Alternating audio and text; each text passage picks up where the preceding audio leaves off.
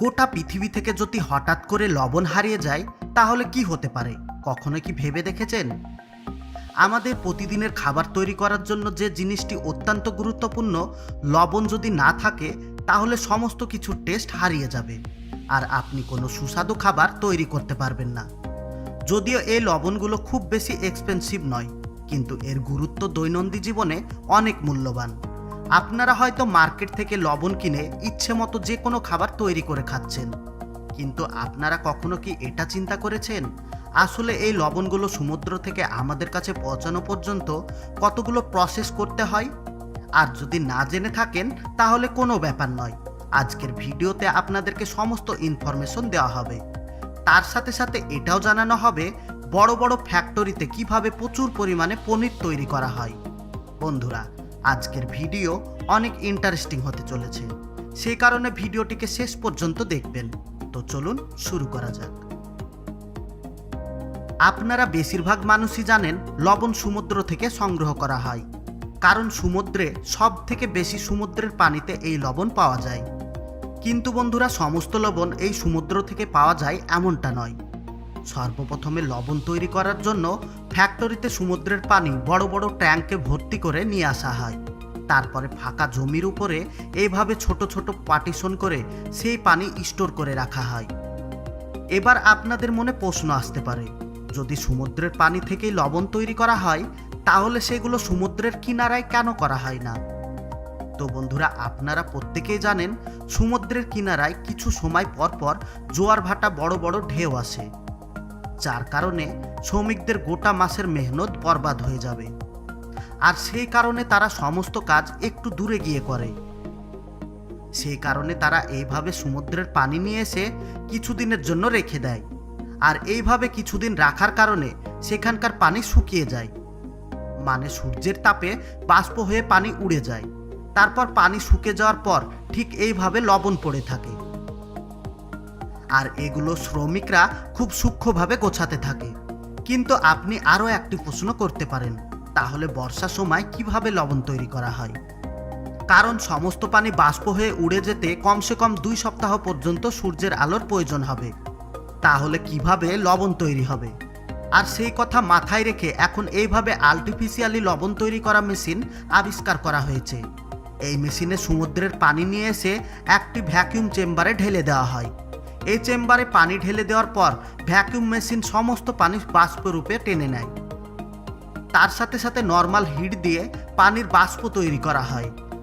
আপনারা অনেক সময় দেখেছেন যখন আপনারা বাড়িতে পানি অনেকক্ষণ পর্যন্ত ফোটান এবং সেই পানি ঠান্ডা হওয়ার পর্যন্ত রেখে দেন, তাহলে দেখবেন পাত্রের তলায় ঠিক সাদা সাদা পাউডার জমা হয়েছে। আর সেগুলো যদি আপনি মুখে নিয়ে টেস্ট করেন তাহলে মনে হবে আপনি লবণ খাচ্ছেন। আর এইগুলো সব থেকে বেশি ক্ষারযুক্ত পানিতে তৈরি হয়। আর ঠিক একই প্রসেসে এই লবণগুলো তৈরি করা হয়, আর এইভাবে আর্টিফিশিয়ালি লবণ তৈরি করা হয়। কিন্তু সব থেকে বেশি প্রাকৃতিক উপায়ে লবণ তৈরি করা হয়, আর এইভাবে লবণ তৈরি হতে মোটামুটি ম্যাক্সিমাম 1 মাস সময় লাগে।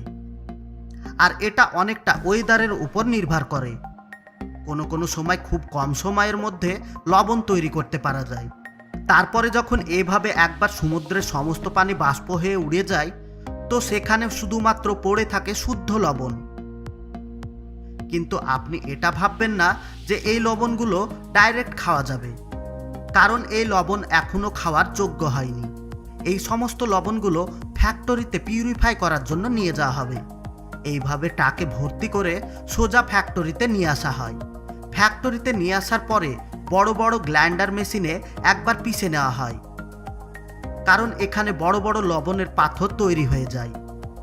আর এইভাবে মোটামুটি 1 ঘন্টা পর্যন্ত পিষে নেওয়া হয়। তারপর কনভার বেল্টের সাহায্যে সামনের দিকে পাঠানো হয়, আর এইভাবে পানির স্পিড হতে থাকে, কারণ এই লবণের মধ্যে ছোট ছোট নোংরা আবর্জনাগুলো আলাদা হয়ে যায়। আর এই প্রসেস একবার কমপ্লিট হয়ে যাওয়ার পর এই লবণ মোটামুটি ব্যবহার করা যেতে পারে। কিন্তু এগুলোর এখনও অনেক প্রসেস বাকি আছে। আর এই লবণে অনেক স্পিডে পানি দেওয়ার কারণে লবণ ভিজে যায়, যার কারণে এগুলো থেকে পানি আলাদা করার জন্য অন্য একটি প্রক্রিয়ায় পাঠানো হয়। তারপর সেই সমস্ত লবণগুলোকে স্যান্টি অয়েল প্রসেসে পাঠানো হয়। আর এখানে লবণ এবং পানি আলাদা করার কাজ করে। এই প্রসেসে লবণ এবং পানি পুরোপুরিভাবে আলাদা করে ফেলে। তারপর সমস্ত লবণ বস্তায় প্যাক করে ফেলে। আর এইভাবে লবণ তৈরি করা হয়। কিন্তু এর সাথে আরও একটি ইম্পর্টেন্ট প্রসেস করতে হবে, আর এই প্রসেস না করলে লবণের কোনো কাজ নেই। সে কারণে এই লবণগুলো একটি মেশিনে ঢেলে এর সাথে অ্যাপ্রোপ্রিয়েট পদ্ধতিতে সঠিক মাত্রায় আয়োডিন এবং আরও অন্যান্য কেমিক্যাল মেশানো হবে। আর সেটাও আবার আলাদা আলাদা লবণ হিসেবে আলাদা আলাদা পরিমাপে। 90%-এরও বেশি লবণে আয়োডিন মেশানো হয়, কারণ এগুলো আমাদের শরীরের জন্য অনেক ফায়দামান হয়ে থাকে। আর এইভাবে সমস্ত প্রসেস কমপ্লিট করে মোটামুটি 1 সপ্তাহ পর্যন্ত ফেলে রাখা হয়, যেন সঠিকভাবে ব্ল্যান্ডিং হতে পারে। আর এই ব্ল্যান্ডিং প্রসেস কমপ্লিট হয়ে যাওয়ার পরে সবশেষে প্যাকিং করার জন্য পাঠিয়ে দেওয়া হয়। আর প্যাকিং কমপ্লিট হয়ে গেলে লবণগুলোকে রুমের টেম্পারেচার ইনস্টল করে দেওয়া হয়। আর এইভাবে সমুদ্র থেকে লবণ হারভেস্ট করা হয়। বন্ধুরা, আপনারা অনেকে আছেন যারা নিজেদের বাড়িতে পনির তৈরি করতে পারেন, কিন্তু আপনারা কি কখনো মার্কেট থেকে যে পনিরগুলি কিনতে পাওয়া যায় সেগুলো তৈরি হতে দেখেছেন? আর সেগুলো ফ্যাক্টরিতে শর্টকাট প্রসেসে কিভাবে তৈরি করা হচ্ছে সেটা কি দেখেছেন? যদি না দেখে থাকেন তাহলে এখন আপনাদেরকে দেখানো হবে। আপনারা অনেকে জানেন পনির দুধ থেকে তৈরি করা হয়, যার কারণে সর্বপ্রথমে ফ্যাক্টরিতে বড় বড় ফার্ম থেকে দুধ কালেক্ট করে নিয়ে আসা হয়। ফ্যাক্টরিতে দুধ নিয়ে আসার পরে সর্বপ্রথমে দুধের কোয়ালিটি চেক করা হয়। আর যদি কোয়ালিটি চেকিং পাস হয়ে যায় তাহলে সেগুলোকে বড় ট্যাঙ্কে স্টোর করে রাখা হয়। তারপর যখন পনির তৈরি করা হবে তখন ট্যাঙ্ক থেকে পরিমাণ অনুযায়ী দুধ কন্টেনারে ঢেলে নেওয়া হয়। তারপর সমস্ত দুধ 40 ডিগ্রি তাপমাত্রায় গরম করা হয়। আর সেই দুধ পেস্টারাইজেশন করার জন্য এর সাথে এজেন্ট মেশানো হয়। তারপরে কিছু সময় পর্যন্ত গরম করার পরে দুধ থেকে পানি আলাদা হয়ে যায়। আর এইভাবে ছানা তৈরি হয়ে যায়। আর এইভাবে কিছু ওয়ার্কার এই ছানা থেকে অবশিষ্ট পানি বের করে ফেলে। তারপরে ছানাগুলো এইভাবে একটি পাত্রে রেখে ভালোভাবে প্রেসার সৃষ্টি করা হয়, যার কারণে এর ভেতর থেকে সমস্ত পানি বাইরে বেরিয়ে যায়। আর এইভাবে বড় বড় পনিরের আকার ধারণ করে। তারপরে পনিরগুলো কিছু মেশিনের সাহায্যে ছোট ছোট পিচে কেটে নেওয়া হয়। তারপর প্যাকেটে প্যাক করে টাকে ভর্তি করে মার্কেটে পাঠিয়ে দেওয়া হয়। আর এইভাবে মার্কেট থেকে অ্যাভেলেবল পরিমাণে পনির পেয়ে যাবেন। তো বন্ধুরা, অবশ্যই কমেন্ট করে জানাবেন এই সমস্ত প্রসেস দেখে কেমন লেগেছে। আর বন্ধুরা, সব লাস্টে জরুরি কথা, আমরা যেন এর থেকে আরও সুন্দর সুন্দর ভিডিও বানাতে পারি, এজন্য ভিডিওতে লাইক দিয়ে বন্ধুদের সঙ্গে শেয়ার করুন। আর আপনি যদি আমাদের চ্যানেলে নতুন হয়ে থাকেন তাহলে চ্যানেলটাকে সাবস্ক্রাইব করে অল নোটিফিকেশন সিলেক্ট করুন, যেন আমাদের পরবর্তী ভিডিও আপলোড করার সঙ্গে সঙ্গে আপনি সবার আগে দেখতে পারেন। এতক্ষণ পর্যন্ত সঙ্গে থাকার জন্য আপনাকে অসংখ্য ধন্যবাদ।